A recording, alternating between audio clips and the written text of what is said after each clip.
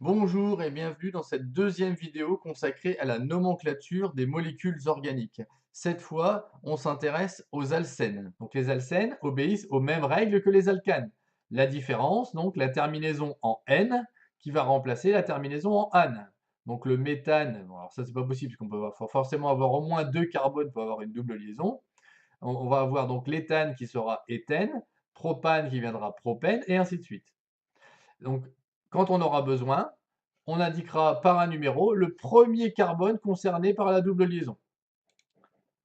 Deux exemples.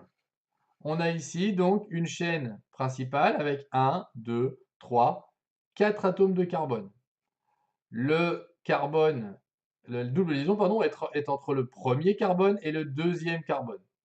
Donc on appellera cette molécule but 1N. Ici, 1, 2. Donc ici, ça ne changerait pas. 1, 2. Donc on nomme le premier carbone sur lequel la double liaison est, but 2N. Donc il n'y en aurait pas d'autre. Hein. Si on met la double liaison ici, la numérotation commencerait là et ce serait du but 1N. Les alcènes un petit peu plus complexes. La numérotation, lorsqu'elle est nécessaire, donne toujours au numéro du premier carbone portant la double liaison le plus petit chiffre possible, c'est ce qu'on vient de voir. Un autre exemple ici, donc la double liaison, plus petit chiffre possible, donc la numérotation va commencer ici par 1. 2, 3. Le substituant sera donc sur le carbone numéro 3. 4 carbones, but N. On indique par un 1 la position de la double liaison, but 1N. Le groupe méthyle se trouve sur le troisième. 3 méthyle, but 1N.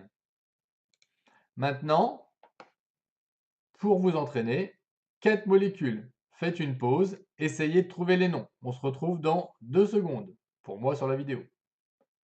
Alors, les réponses, voilà, donc ici, je rappelle la chaîne la plus longue, 1, 2, 3, 4 carbones. Ça pourrait très bien être 1, 2, 3, 4 carbones, ça ne va rien changer.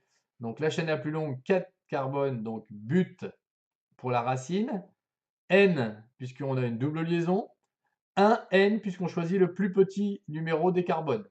Ensuite, nous avons deux groupes méthyl sur le 1, 2, troisième carbone. Donc on indique les deux numéros, 3, 3. Vous voyez que les numéros sont séparés par une virgule.